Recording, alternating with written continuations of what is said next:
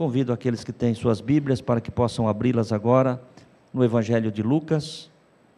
Lucas, capítulo de número 15. Nós vamos ler um texto muito conhecido de todos nós.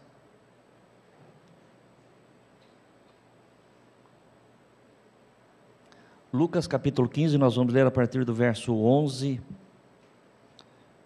Aquilo que nós conhecemos na palavra de Deus como a parábola do filho pródigo.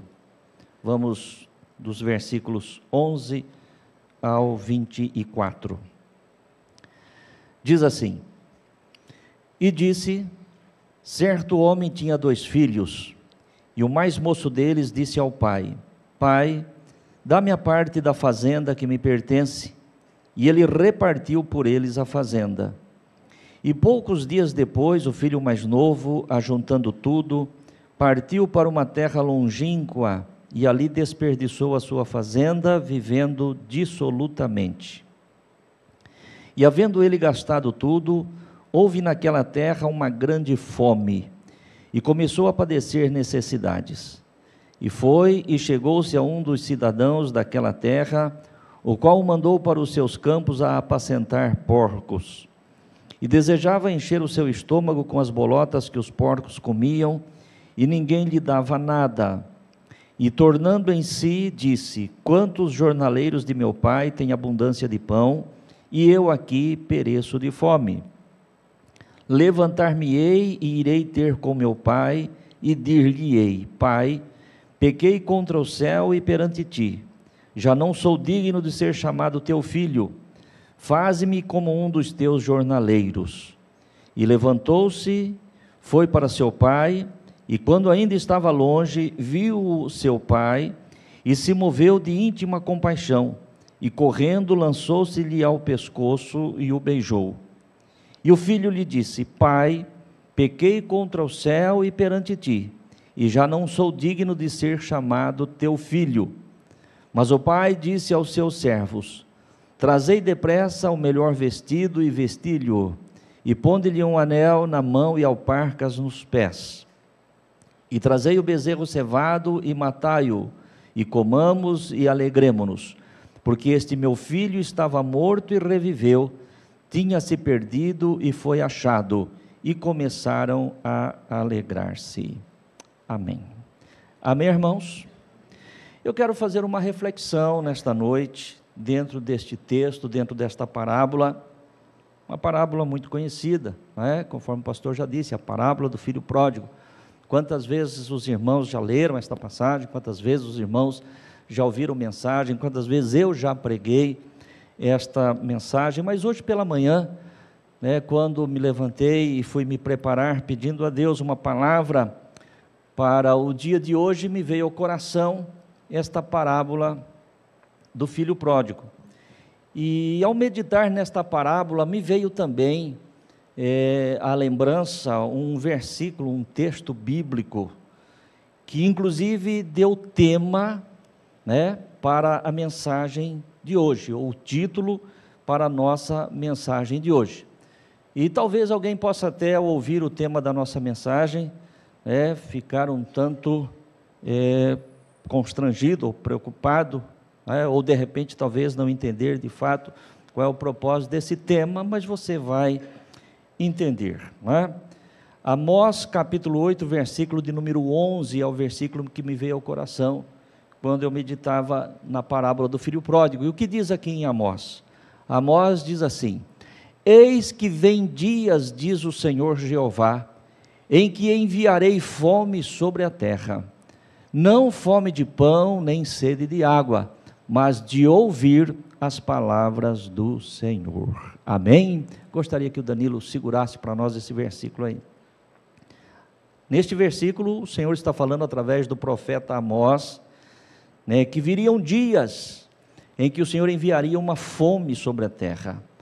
Lembrando nós e recordando, não vamos ainda entrar já na reflexão, mas recordando a parábola do filho pródigo, aquele filho desperdiçou tudo quanto tinha, e só retornou para a casa do pai quando chegou a fome. E aqui o Senhor está dizendo que Ele enviaria fome sobre a terra, não fome de pão, nem sede de água, mas de ouvir as palavras do Senhor. E quando me lembrei deste versículo de Amós, me veio ao coração o tema da nossa mensagem de hoje. E o tema é: envia, Senhor, fome sobre a terra. Pastor, mas o senhor vai orar para que Deus envie fome sobre a terra? Sim, mas não fome de pão, fome de ouvir a palavra de Deus. Amém, irmãos? É importante, é importante que as pessoas tenham esta fome, sintam esta necessidade. E aí, irmãos, como a minha cabeça, ela vira a 1000 por hora, eu fiquei pensando, falei, Senhor, quantas pessoas será que têm padecido realmente de fome sobre a terra? Aí não fome da palavra, mas fome do alimento natural.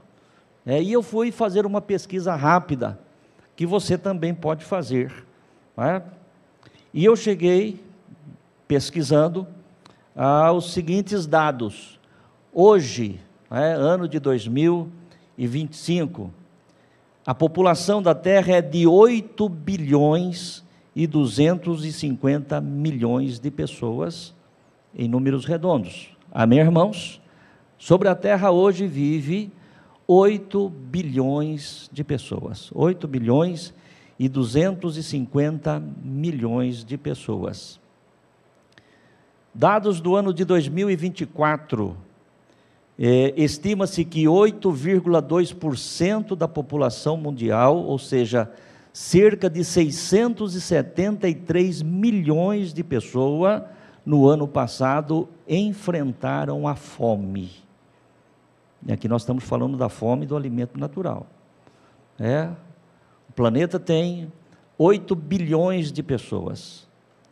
O ano passado, 673 milhões de pessoas, ou seja, 8,2% da população da Terra padeceram de fome, enfrentaram a fome.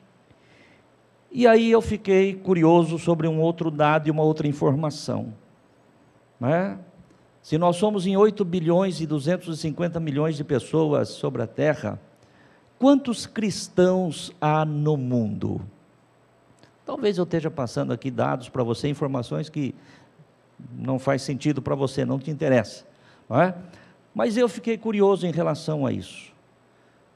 Quantos cristãos existem no mundo? E nós temos hoje registrado, segundo as estatísticas, 2 bilhões e 180 milhões de cristãos, considerando todos os ramos do cristianismo, católico romano, ortodoxo, evangélico e outros ramos que possa ter, são 2 bilhões e 180 milhões de cristãos. Mas aí eu quis ir um pouco mais profundo. Quantos cristãos evangélicos?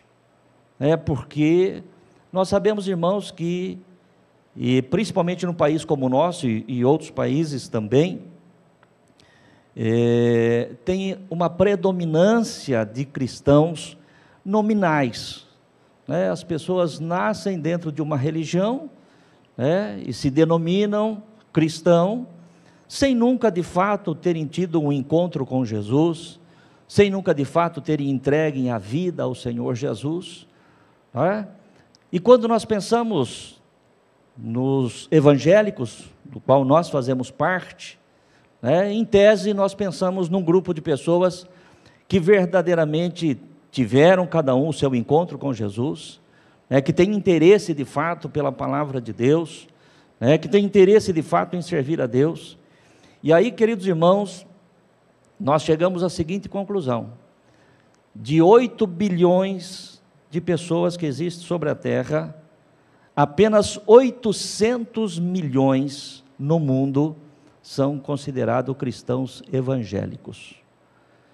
Se existe 800 milhões de pessoas, significa que apenas 10% da população mundial realmente está interessado em Cristo.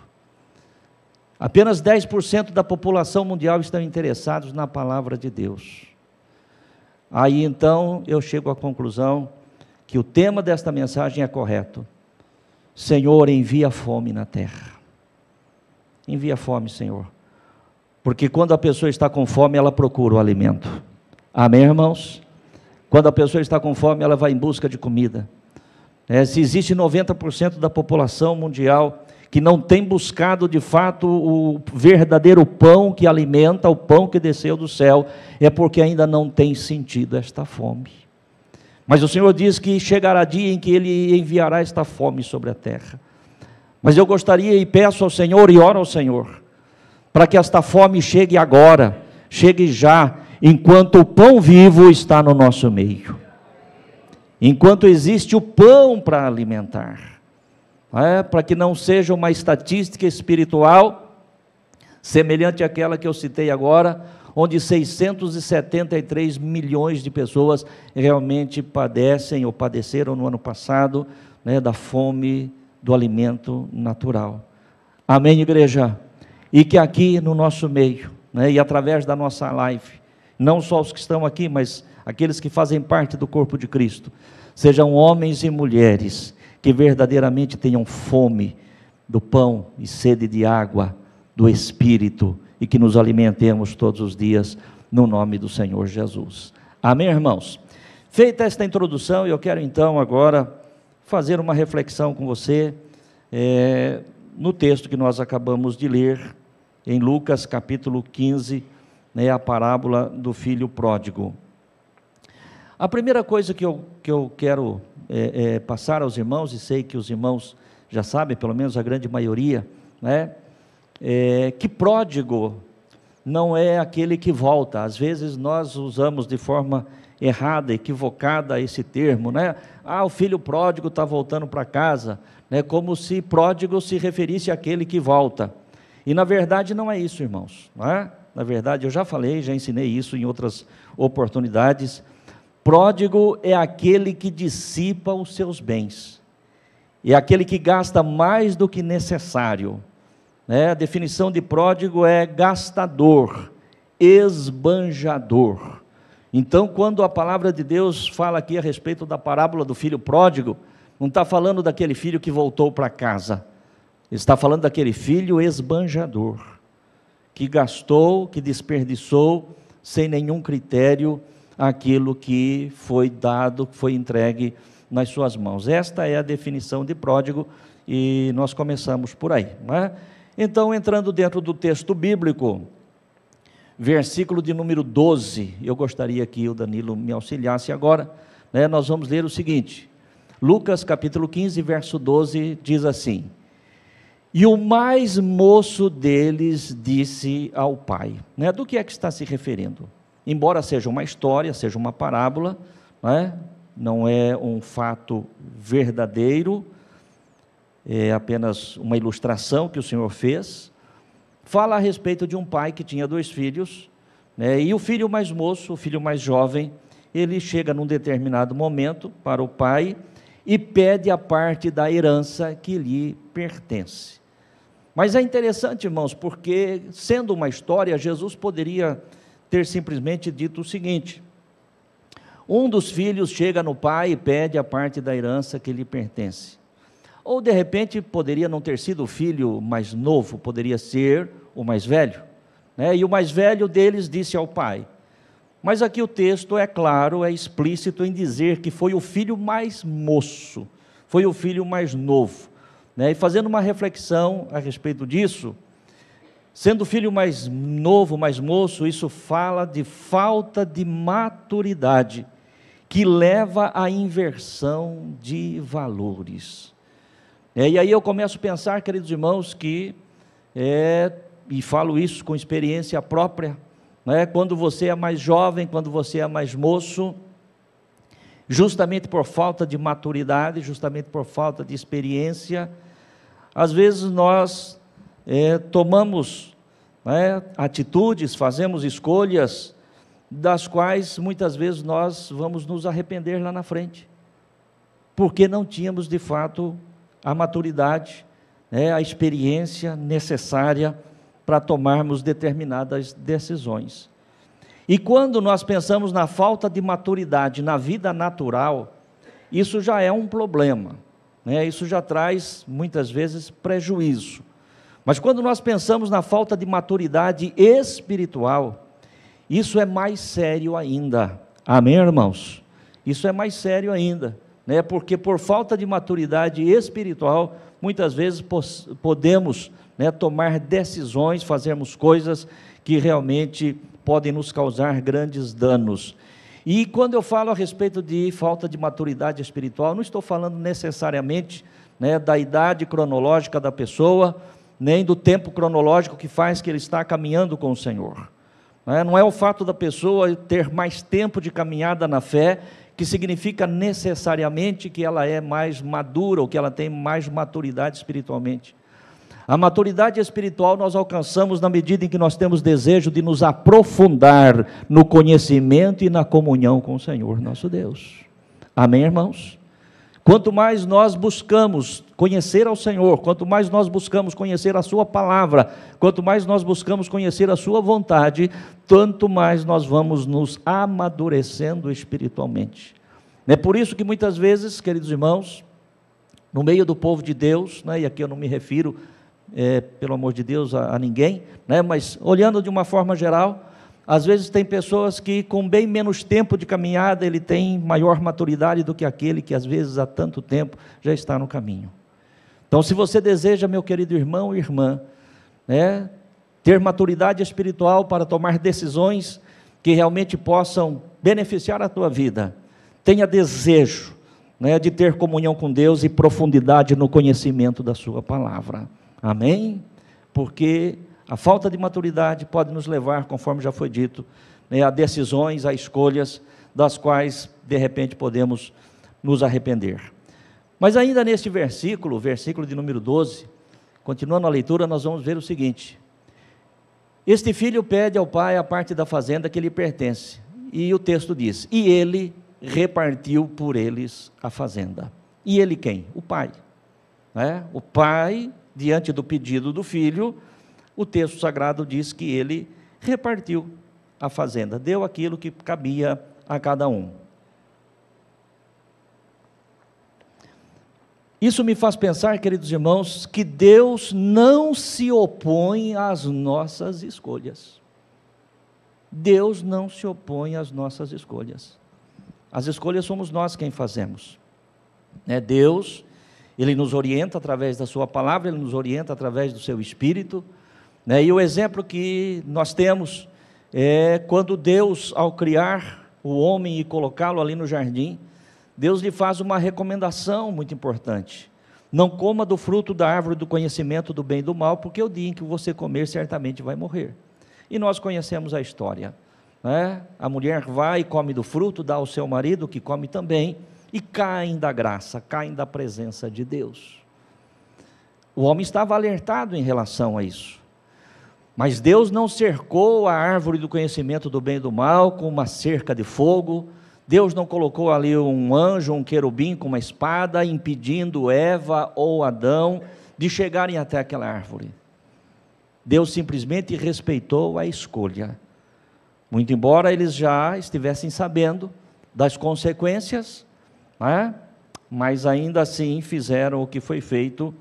E portanto, meu querido irmão e irmã, nós precisamos ter sabedoria, porque Deus vai respeitar as nossas escolhas. Amém? Deus vai respeitar. A palavra do Senhor diz que se você se achegar a Deus, Ele se achegará a ti. Se você se afastar dEle, Ele se afastará de ti.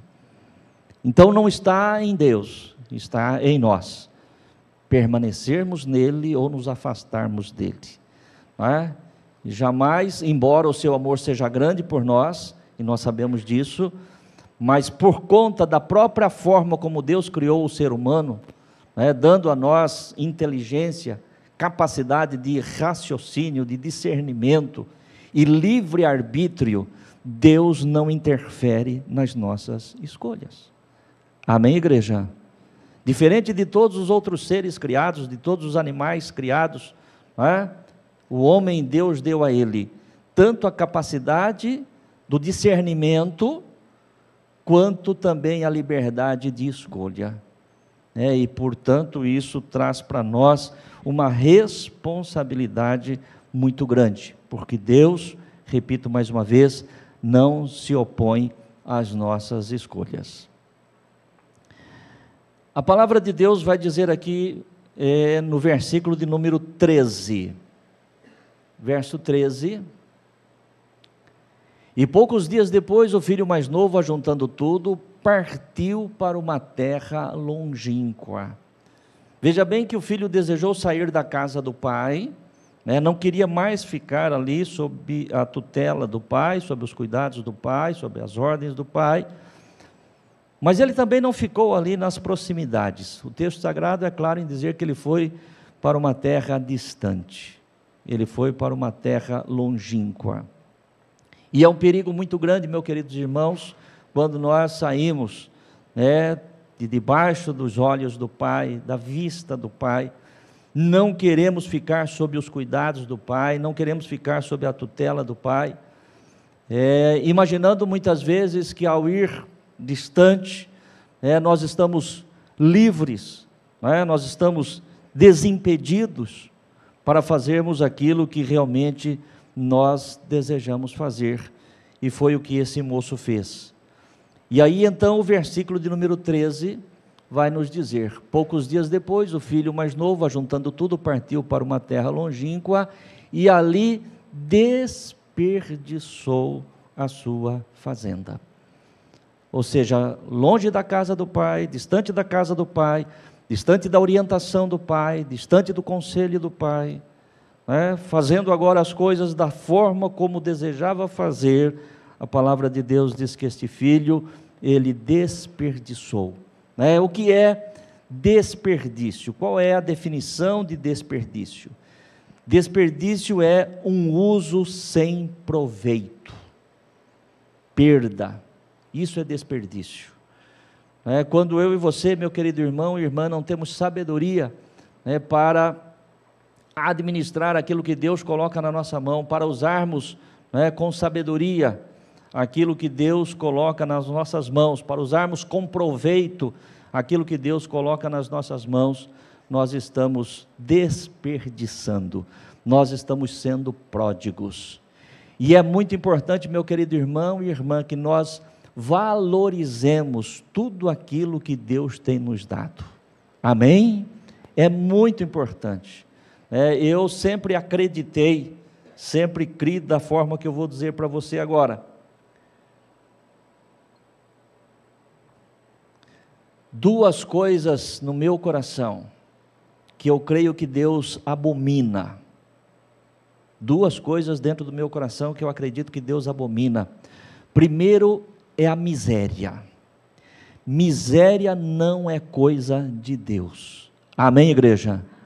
Na minha concepção, na minha fé, no conhecimento que eu tenho da palavra de Deus, viver uma vida, não estou falando de necessidades. Todos nós podemos passar por necessidades, termos momentos de necessidades na nossa vida, todos nós podemos enfrentar isso e enfrentamos. Estou falando de miséria. A palavra de Deus nos fala através de Davi. Davi, num dos seus salmos, ele diz: fui moço, hoje sou velho, mas eu nunca vi um justo desamparado, nem a sua descendência mendigar o pão. Amém? Fui moço, hoje sou velho, mas nunca vi um justo desamparado, e nem a sua descendência mendigar o pão. Então, uma das coisas que eu tenho no meu coração que Deus abomina é a miséria, mas também tem algo que eu creio que Deus abomina, que é o desperdício.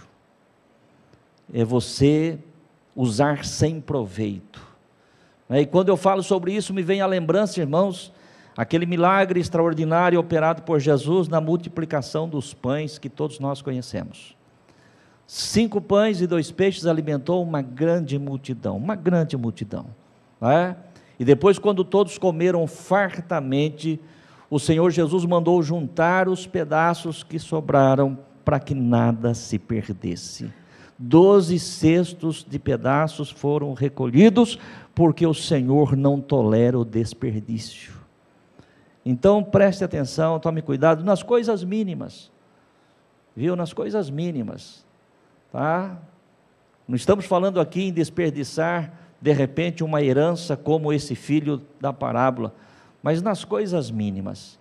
Eu não gosto às vezes de ficar entrando em certas áreas e detalhes, porque eu penso que cada um tem que ter, o discernimento, o raciocínio próprio, para entender todas essas coisas. Mas de manhã eu dei um exemplo, não quero aqui me intrometer na vida de ninguém, eu estou apenas ensinando a palavra de Deus. Se você é alguém daqueles que ao escovar o dente, fica lá 5 minutos escovando o dente com a torneira aberta, escorrendo água, você está esbanjando, você está desperdiçando. Pastor, mas sou eu que pago e pago com o meu dinheiro, sem nenhum problema. Amém? Estou falando daquilo que eu entendo, queridos irmãos, que nós devemos ter como comportamento, como disciplina na nossa vida. Amém? É aquele que deixa lá uma lâmpada acesa num quarto onde ninguém, ou num ambiente onde ninguém está utilizando, e fica lá por tempo, lá sem, é um desperdício.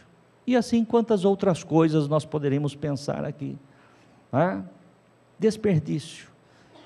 Não seja um pródigo, não seja alguém que desperdice, sabe, porque aquele que não valoriza as coisas pequenas, ele não saberá valorizar as coisas grandes também. O próprio Senhor Jesus, a própria palavra de Deus diz: sê fiel no pouco, e sobre o muito te colocarei. Quem não valoriza o pouco, dificilmente chegará no muito, e se chegar no muito, ele vai perder, porque ele não sabe dar o devido valor. Foi o que aconteceu com este filho. É uma reflexão, irmãos. O Senhor me deu ao coração para fazermos esta reflexão dentro desta parábola. Versículo de número 14, vamos ver o que diz. Havendo ele gastado tudo, houve naquela terra uma grande fome e começou a padecer necessidades. É aqui que vêm as consequências das escolhas mal feitas.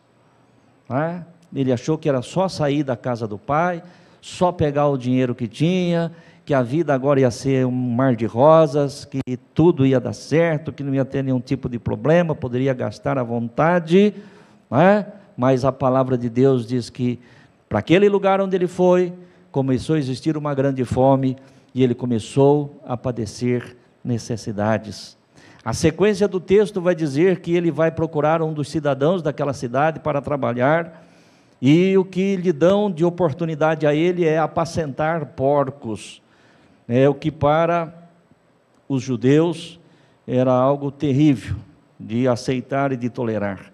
Mas não bastasse ele ter que trabalhar com os chamados animais impuros ou imundos, conforme a palavra de Deus, ainda ele tinha fome e não tinha o que comer, desejando até mesmo, diz o texto sagrado, já lemos isso, comer as bolotas dos porcos, e ninguém lhe dava absolutamente nada.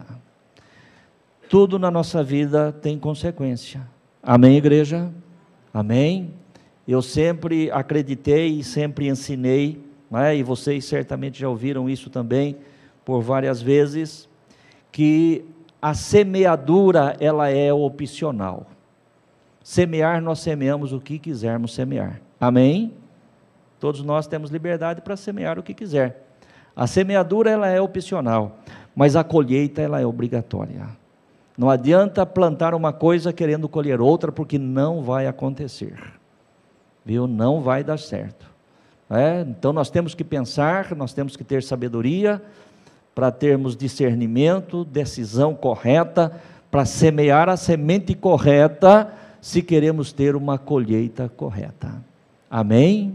Ele fez o que fez e agora chegou na condição que chegou. Começou a colher as consequências do seu erro, da sua falta de sabedoria na decisão em que ele tomou. No entanto, queridos irmãos, graças a Deus, né? E eu também gosto sempre de dizer o seguinte: é melhor você ter uma vida alinhada com a vontade de Deus, né, do que você ter que ficar padecendo e corrigindo coisas e consertando coisas.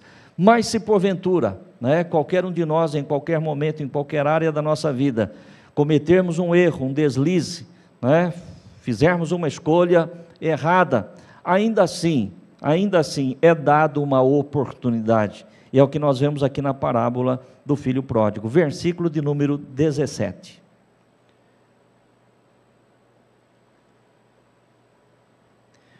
Versículo 17 começa dizendo o seguinte: e caindo em si, ou seja, despertando a sua consciência, né? E isso é muito importante, tornando em si, ou seja, consciência do erro cometido. Isso é muito importante, irmãos, porque o processo do conserto começa pela admissão do nosso erro, do nosso pecado. É só a partir do momento em que nós, de fato, aceitarmos, tivermos a consciência de que nós falhamos, de que nós erramos, é que nós vamos nos arrepender. E aí começa o processo do conserto na nossa vida. Que o Senhor nos dê graça, primeiramente de nós termos a sabedoria para não entrarmos por este caminho, mas se entrarmos por este caminho, que nós tenhamos a consciência do nosso erro, que haja arrependimento e um desejo de mudança e um desejo de conserto, que nós vamos ver no versículo de número 18, verso 18, esse moço diz assim: levantar-me-ei e irei ter com meu pai. Levantar-me-ei. Não basta apenas, queridos irmãos, nós temos a consciência de que erramos, não basta apenas nós termos desejo de uma mudança, mas em tudo isso nós precisamos também e sobretudo termos atitude. Amém, igreja? Está consciente de que errou, pensar numa mudança, pensar em algo diferente, mudar a circunstância. Tudo isso é necessário, mas isso só vai se efetivar, se realizar, se de fato houver uma atitude. Por isso ele diz: eu vou me levantar, eu vou ir ter com meu pai, e eu vou dizer a ele: pai, eu pequei contra o céu, pequei contra ti, não sou digno sequer de ser chamado seu filho, e me faça como um dos teus servos. Agora, o que é muito importante, irmãos, dentro do tema da mensagem que o Senhor me deu, o que é que levou este moço a ter esta consciência, e o que é que levou este moço a ter esta atitude? A consciência de que realmente ele havia errado, e a atitude de se levantar e buscar corrigir o seu erro. O que foi que o levou a essa condição, a essa atitude? Foi a fome que ele estava passando. Amém? Foi a fome, não é? Porque quando ele desejou comer até mesmo a comida dos porcos, veio a sua consciência: lá na casa do meu pai, até os jornaleiros, ou seja, até os empregados, os diaristas, não é? Quando fala de jornaleiro aqui, irmãos, não está falando de entregador de jornal, viu? Até porque lá nos dias de Jesus não tinha jornal, tá? Então, jornaleiro, dentro das Escrituras, é o diarista, aquele que trabalhava por jornada, aquele que trabalhava por dia. Então ele está dizendo: os trabalhadores do meu pai, eles têm fartura de pão, e eu estou aqui padecendo de fome. E foi justamente por conta desta fome que ele teve a consciência e ele teve a atitude de buscar consertar, e é por isso que eu oro a Deus e digo: Senhor, manda fome sobre a terra. Manda fome, Senhor, porque a hora que o povo estiver com fome, não fome do pão natural, não fome do alimento natural, claro, não é isso que nós queremos, mas fome da Tua palavra, Senhor, fome de ter um encontro contigo, fome de Te conhecer de fato, Senhor.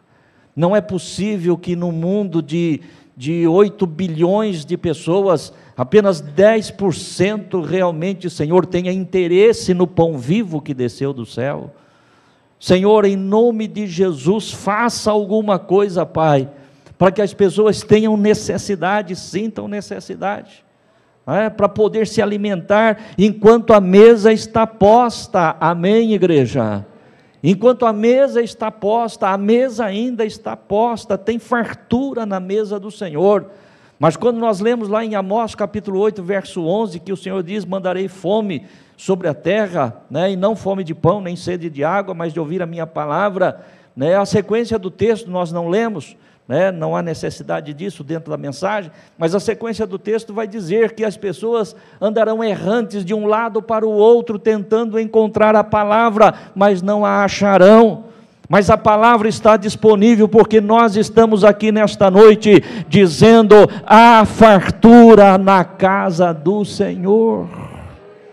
Há fartura na casa do Senhor. O que está faltando, irmãos? Está faltando fome. Não é o pão que está faltando fome. Está faltando fome. Que o Senhor dê graça para que as pessoas, de uma forma geral, e nós que estamos no caminho, permaneçamos no caminho, e se em algum momento for necessário, que tenhamos consciência, que tenhamos atitude, e o versículo de número 20 vai nos dizer o seguinte, verso 20: e levantando-se foi para o seu pai, e quando ainda estava longe, viu o seu pai, ou seja, levantando-se, ele foi para o pai, e ali diante do pai, ele diz: pai, pequei contra o céu e contra ti. Ele busca o perdão, ele pede o perdão. E neste mesmo versículo, já na sequência da leitura, diz que quando viu o seu pai, ainda de longe, estava de longe, viu o seu pai e se moveu de íntima compaixão, e correndo lançou-se-lhe ao pescoço e o beijou. O que nós vemos aqui, irmãos, é a disposição de Deus em nos perdoar, é a disposição de Deus em nos receber. E Deus é tão maravilhoso, irmãos, e esta parábola reflete justamente o comportamento do ser humano e o comportamento de Deus, o ser humano representado na figura dos filhos. Não vamos entrar aqui na questão do filho mais velho, que faz parte da parábola, mas dentro daquilo que Deus me colocou no coração, vamos nos ater a este filho mais novo. Mas dentro da parábola, a humanidade, ela é representada pelos dois filhos, e Deus, no seu amor, no seu infinito amor, é representado pelo pai desta parábola. E quando nós olhamos para esta parábola, irmãos, nós vamos ver que este pai, ao ver o seu filho que estava voltando, o reconhece e vai-lhe ao encontro e o abraça e o beija. Por que, irmãos? Porque o pai sabia que aquele filho iria voltar. Ele sabia das consequências todas que aquele filho iria enfrentar, e ele sabia, por isso ele ficava esperando. E eu quero dizer aqui nesta noite, nós não estamos num número tão grande de irmãos, de pessoas, mas se porventura tem alguém aqui nesta noite, que começa aí fazer uma conexão, um alinhamento, entre o que você tem sido e o que você tem vivido, e sente necessidade de voltar para a casa do Pai, eu quero lhe dizer que o Pai está te esperando. O Pai está te esperando. Quando você olha para a parábola do filho pródigo, você não vai encontrar ali acusação alguma. O filho vai dizer: pai, pequei contra o céu, pequei contra ti, não sou digno de ser chamado teu filho, faz-me como um dos teus servos, como um dos teus jornaleiros. Você não vê o pai dizendo: eu te falei, eu te avisei, eu sabia que ia acontecer isso, eu aquilo. Não, o pai abraça o filho, o pai acolhe o filho, o pai beija o filho, e o pai dá ordem aos seus servos: traga aqui a melhor roupa, traga o melhor calçado, coloque o anel no seu dedo, e aquele novilho cevado, que nós estávamos preparando, esperando esse momento, o momento chegou. Vai lá, mate aquele novilho, porque nós vamos fazer uma grande festa, porque este meu filho estava morto e reviveu, estava perdido e foi achado. A disposição de Deus em nos receber, a disposição de Deus em nos perdoar, não é? É isso que nós vemos. E a festa, não é? Do versículo 22, vamos ler o verso 22, 15 e 22. Mas o pai disse aos seus servos: trazei depressa a melhor roupa, vestir-lhe, ponde um anel nas mãos e sandálias nos pés. Verso 23. Trazei o bezerro cevado e matai-o, comamos e alegremo-nos. Verso 24. Porque este meu filho estava morto e reviveu, tinha se perdido e foi achado. E começaram a alegrar-se. A palavra de Deus diz que há festa no céu por um pecador que se arrepende. Amém, igreja? Há alegria no céu. Alegria no céu. Queridos irmãos, eu penso como o coração de Deus pode se alegrar, né? Quando Ele verem pessoas vindo em busca do pão vivo. O bezerro cevado está preparado, a festa está preparada, o Pai deseja se alegrar, nós desejamos nos alegrar, mas é importante, meu querido irmão e irmã, que as pessoas tenham esta consciência, este entendimento, esta necessidade do Senhor. Por isso eu quero aqui mais uma vez dizer, de repente você que está conosco, através desta live, quem sabe talvez você tenha caminhado por caminhos distantes, ou pelo menos tentando caminhar por caminhos distantes dos olhos do Pai, e você tem chegado à conclusão de que não tem valido a pena.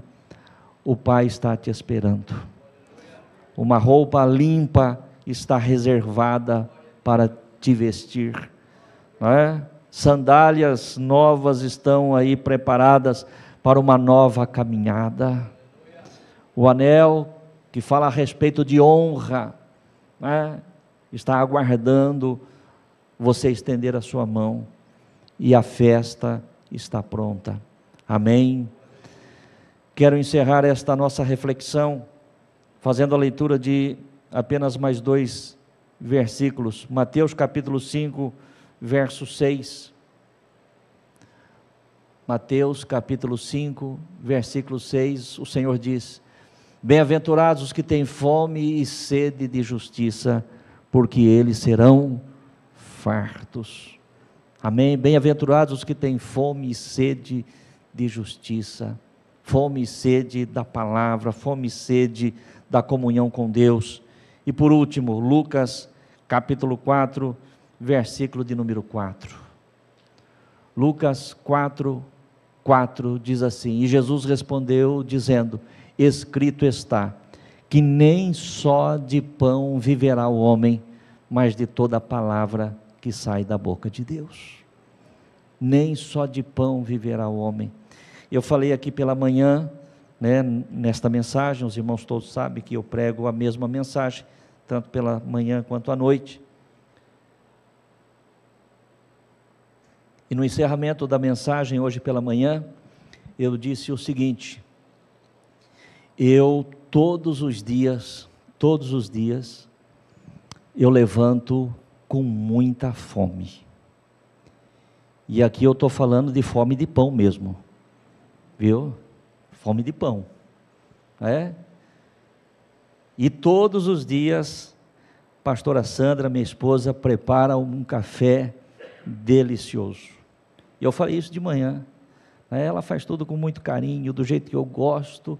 E de manhã, inclusive, eu fiz uma brincadeira que eu não vou fazer agora, porque de manhã ela não estava, agora ela está. Mas de manhã eu disse o seguinte, falei, a pastora Sandra é especial, é coisa maravilhosa. Falei, só não contem para ela, não conte para ela, porque senão aí a cobrança é grande. Mas louvado seja Deus, tudo isso é brincadeira.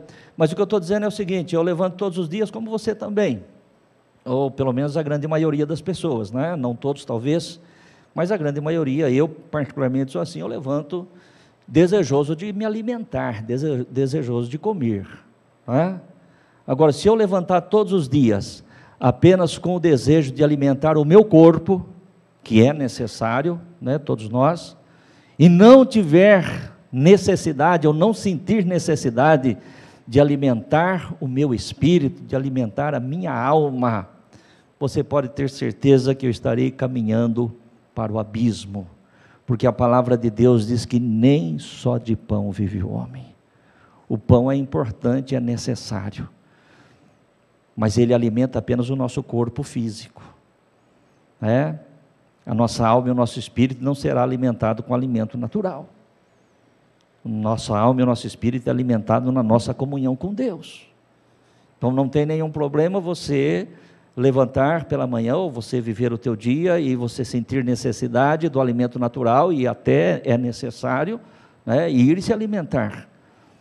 Mas eu não consigo entender, queridos irmãos, como pessoas que cuidam tão bem do corpo físico, e devem cuidar realmente, desprezam esse cuidado da alma e do espírito, sendo que no final das contas, todos nós entendemos, e a palavra do Senhor é clara, que o pó volta para o pó. Então tudo isso que nós cuidamos e sustentamos, e devemos cuidar e sustentar, não estou pregando contra isso, mas tudo isso um dia vai perecer, porém a nossa alma e o nosso espírito vai permanecer. E em que condições?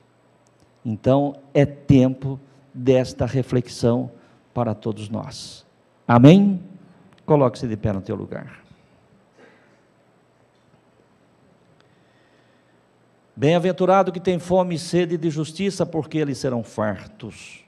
Nem só de pão viverá o homem, disse o Senhor Jesus, mas de toda palavra que sai da boca de Deus. Chegará tempo, disse o Senhor, em que enviarei fome sobre a terra, não fome de pão nem sede de água, mas de ouvirem a minha palavra. Então, para você que está aqui nesta noite, eu gostaria que você falasse com Deus, e que você agradecesse a Deus, pelo banquete espiritual que você participa todos os dias. Amém, irmãos? Pela palavra que está à sua disposição, pela comunhão com a igreja que temos, à nossa disposição, pelo fato, querido irmão e irmã, de o Senhor ter nos dado esse entendimento, esse discernimento. Eu falei há pouco a respeito da multiplicação dos pães e dos peixes, que Jesus mandou juntar os cestos de pedaço, mas é interessante que no dia seguinte, você vai ver que aquela mesma multidão procurou Jesus outra vez, e eles não encontravam Jesus de imediato, até que chegaram no lugar onde Jesus estava. Eles perguntam: Senhor, quando o Senhor chegou aqui? Nós já te procuramos para todo lado, não havíamos te encontrado. E Jesus disse para eles o seguinte: olha, vocês me procuram, não é por conta da palavra que eu preguei, vocês me procuram não é porque eu lhes ensinei a respeito do reino dos céus, vocês me procuram porque ontem eu alimentei vocês, ontem eu dei o pão, ontem eu dei o peixe, é por isso que vocês estão me buscando. E Jesus fala: trabalhai antes, não pelo pão que perece, mas pelo pão que permanece. Amém, igreja? Trabalhe, primeiramente, não pelo pão que perece, mas por aquele que permanece. Amém? Vamos orar. Querido Deus e Pai, no santo e glorioso nome de Jesus, eu te dou graças pela palavra que o Senhor trouxe ao meu coração, por esta reflexão que fizemos dentro da parábola do filho pródigo. Ó Deus, e entendemos, Senhor, a importância de nós termos maturidade espiritual, ó Deus, para buscarmos a Ti em oração nos momentos das nossas decisões, das nossas escolhas, Senhor, para que não venhamos, querido Deus, entrar por caminhos dos quais venhamos a nos arrepender. Pai Santo, nós pedimos ainda que pela Tua graça e misericórdia, se porventura, Senhor, nós de alguma forma desviarmos daquilo que é o Teu propósito, que tenhamos também o discernimento, Senhor, e a consciência do nosso erro, ó Deus, e um espírito quebrantado e contrito, para retornarmos a Ti, Senhor, para com humildade, querido Deus, nos colocarmos na Tua presença, sabendo, querido Deus, que a Tua graça, Senhor, ela irá superabundar, ó Deus, sobre os nossos erros, sobre os nossos pecados. O Senhor colocará novas vestes, ó Deus, o Senhor colocará novas sandálias nos nossos pés, o Senhor nos colocará novamente em lugar de honra, Senhor, e uma grande festa haverá. Mas sobretudo, Pai, em nome de Jesus Cristo, que nós tenhamos fome e sede, ó Deus, não do pão natural, não da água natural, mas fome e sede da comunhão contigo, fome e sede da tua palavra, fome e sede, meu Deus, de conhecimento espiritual, Senhor, que nós trabalhemos, querido Deus, com afinco, não somente pelo pão que perece, mas sobretudo, meu Deus, por aquele que permanece. Ó Pai, a nossa oração, e se porventura entre nós, querido Deus, houver alguém, Senhor, quer seja presente ou através da live, ó Pai, que coloca-se, ó Deus, nesta condição de alguém que saiu da Tua presença, de alguém, querido Deus, que entrou por caminhos que não agradam os Teus olhos, que este Teu Filho possa voltar, Senhor, para casa, que este Teu Filho, Senhor, possa voltar para a Tua presença, que este Teu Filho, Senhor, volte outra vez, Senhor,